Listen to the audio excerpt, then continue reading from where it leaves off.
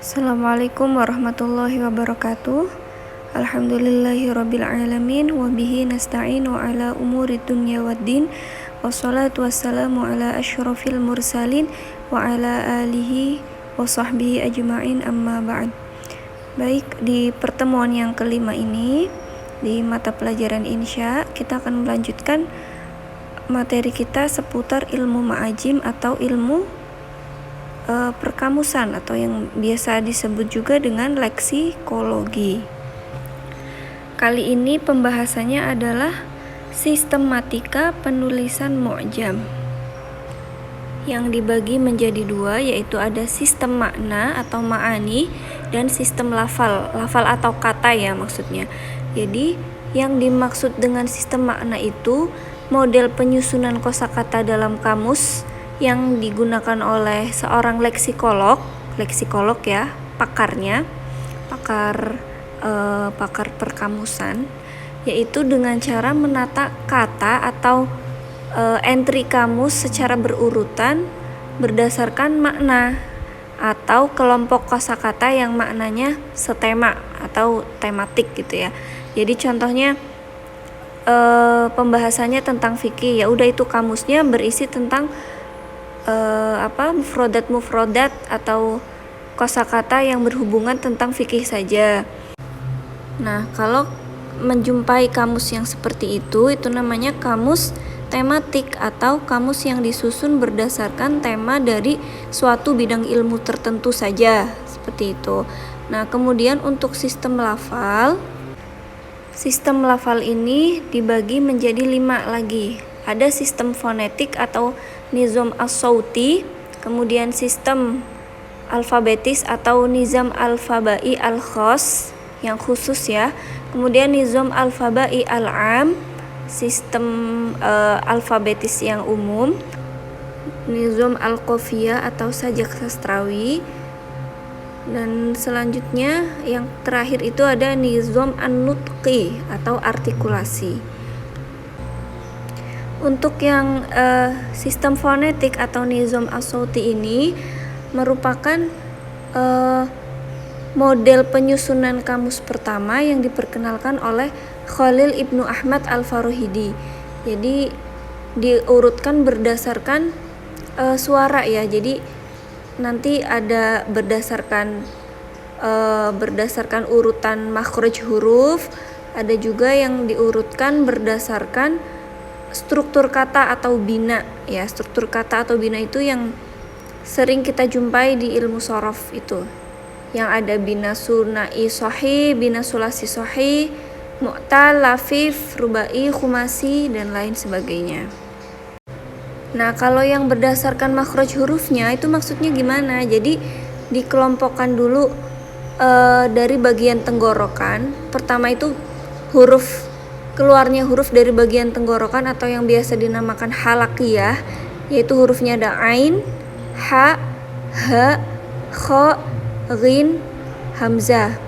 Nah, kemudian lebih ke depan lagi, rada depan dari tenggorokan posisinya, yaitu di anak lidah atau namanya lahawiyah. Lahawiyah itu adalah huruf qaf dan kaf.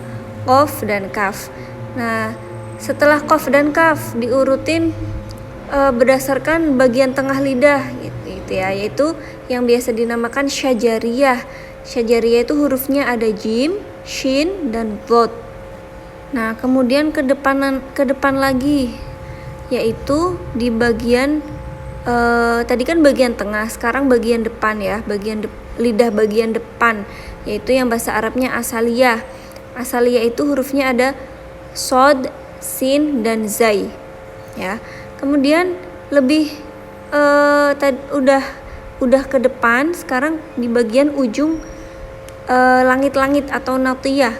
Natiyah itu hurufnya ada to, dal, dan ta. Nah, setelah itu di bagian gusi atau lisaniyah, zo, za, sa. Nah, ntar kalian bisa rasakan sendiri ya huruf-huruf itu ketika diucapkannya gitu. Nah, setelah bagian lisaniyah atau bagian gusi, lalu yang terakhir itu ada huruf-huruf dari jalur pernafasan atau hawaiyah. Wa, a dan ya gitu. Karya Al-Farohidi, karya Imam Khalil Ibnu Ahmad Al-Farohidi ini dinamakan dengan Kamus Al-Ain ya. Jadi Kamus Al-Ain itu urutannya berdasarkan vokal atau berdasarkan makhorijul huruf gitu.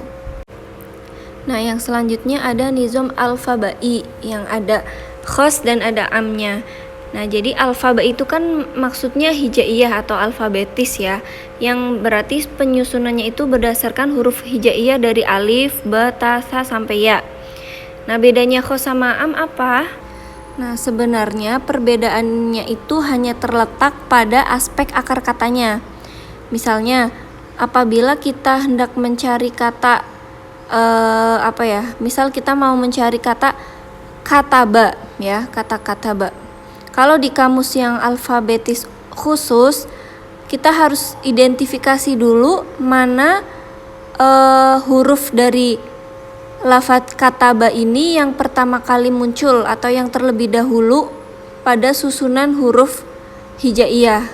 Nah, kan berarti kita harus nyarinya huruf ba gitu, bukan nyari huruf kafnya, karena huruf ba itu lebih dulu muncul atau lebih dulu urutannya dibanding huruf kaf dan ta gitu. Jadi kita nyarinya dari huruf ba-nya kalau di kamus alfabetis atau alfabai al-khos. Nah, kalau alfabai al-am itu kayak kamus yang sekarang, kalau kita mau nyari kata ba, ya udah kita nyarinya itu dari huruf kafnya, bukan dari huruf ba-nya seperti di alfabai al-khos. Ya, itu ya perbedaan antara alfabai al-am dan alfabai al-khos. Selanjutnya sistem qofiyah atau sajak sastrawi. Nah, biasanya lafadz atau istilah qofiyah itu sering dipakai dalam ilmu arud. Ilmu arud itu yang mempelajari tentang sajak-sajak dalam syair Arabi. Nah, jadi maksud sistem al-qofiyah ini adalah penyusunan urutan kata dalam kamus yang didasarkan pada urutan huruf terakhirnya, urutan huruf terakhir dari sebuah kata gitu. Contohnya tadi balik lagi, kalau kita mau mencari lafadz qolamun, yang kita cari itu bukan dari huruf qofnya tapi dari huruf mimnya. Itu kalau kamusnya memakai sistem qofiyah gitu ya. Jadi nyarinya itu dari huruf belakangnya dulu, huruf belakang dari kata, bukan dari huruf depannya. Itu namanya sistem al-qofiyah gitu. Oke, selanjutnya kamus dengan memakai sistem artikulasi, yaitu menggunakan huruf pertama yang terucap dari sebuah kata. Contohnya kata istiqomah ya, istiqomah. Yang kita cari ya dari alif, dari hamzahnya gitu ya, dari hamzahnya, bukan dari bukan dari lafadz fi'il madi atau sulasinya yaitu koma itu. Kalau di kamus-kamus pada umumnya, kamus yang sering kita jumpai Al-Munawir deh. Kalau di Al-Munawir itu kalau kita mau mencari lafadz al-istiqomah, pasti kita harus cari tahu dulu mana fa fiilnya, mana ain fiilnya, dan mana lam fiilnya. Kalau istiqomah itu kan fa fiilnya itu ko, ain fiilnya itu alif, terus lam fiilnya itu mim. Jadi wazannya itu fa'ala, jadi koma gitu kan. Kalau kita mau nyari di Al-Munawir itu kita harus mencari lafadz koma dulu, baru nanti ke bawah ketemu deh arti dari istiqomah. Tapi kalau kamus yang memakai sistem artikulasi, dia langsung nyari dari kata alif pun, istiqomah dari kata alif pun langsung ketemu gitu ya. Nggak harus kita nyari fi'il madinya dulu. Tapi kalau misalnya fi'il itu udah kemasukan dhamir, misalnya doroba, kita mau mencari yadribuna itu kan dia fi'il mudhari yang dhamirnya itu hum. Nah, kalau udah ada dhamir hum kayak gitu, berarti kita harus nyarinya dari dorobanya, bukan dari yadribunanya gitu. Itu contoh dari kamus yang memakai sistem artikulasi. Seperti itu.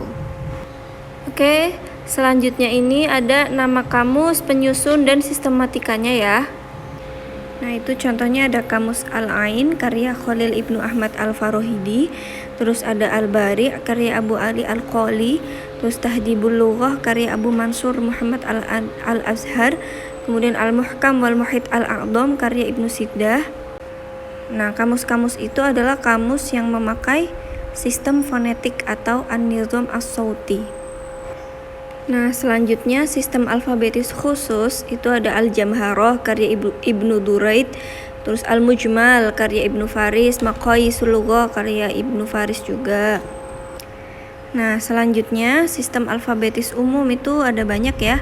Asasul Balaghah karya Mahmud bin Umar Az-Zamakhsyari, Muhitul Muhit karya Butrus Al-Bustani, Aqrabul Maulud juga. Itu dan seterusnya itu ya. Kemudian sistem artikulasi itu ada Al-Marja' karya Abdullah Al-Ulayali, terus Ar-Ra'id karya Jibran Mas'ud. Nah, itu semua contoh-contoh dari kamus dengan sistem penulisannya masing-masing. Baik, Ibu kira cukup materi pada pertemuan kali ini. Kurang lebihnya mohon maaf. Wallahul muwaffiq. Nasta'fi minkum wa syukran lakum. Wassalamualaikum warahmatullahi wabarakatuh.